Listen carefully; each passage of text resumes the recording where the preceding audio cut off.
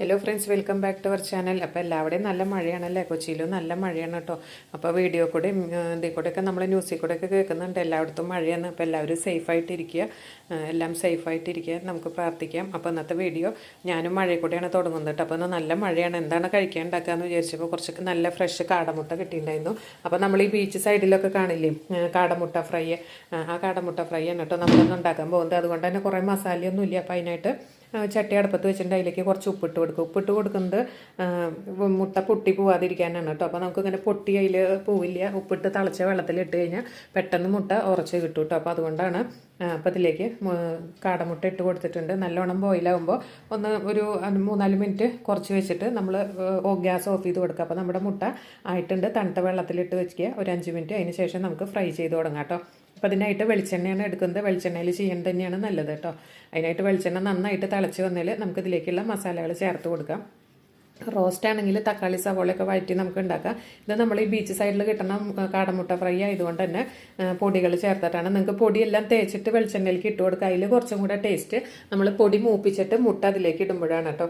അപ്പോൾ ഇതിലേക്ക് എണ്ണ തിളച്ച് വന്നപ്പോൾ കുറച്ച് മഞ്ഞൾപ്പൊടി ഇട്ടിട്ടുണ്ട്.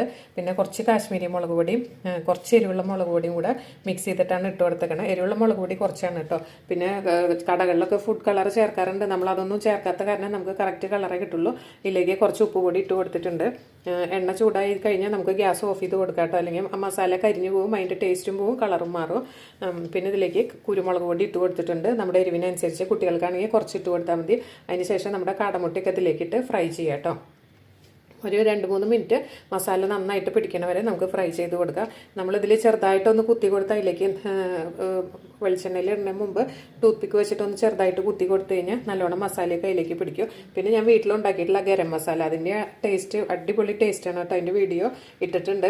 അതെല്ലാ കറികളിലും ഇടുമ്പോഴും നല്ലൊരു ഫ്ലേവറും അതുപോലെ തന്നെ നല്ലൊരു ടേസ്റ്റുമാണ്.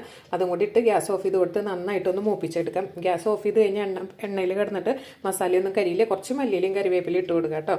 ഇനി നമുക്കിതൊന്ന് സെർവ് ചെയ്യാം.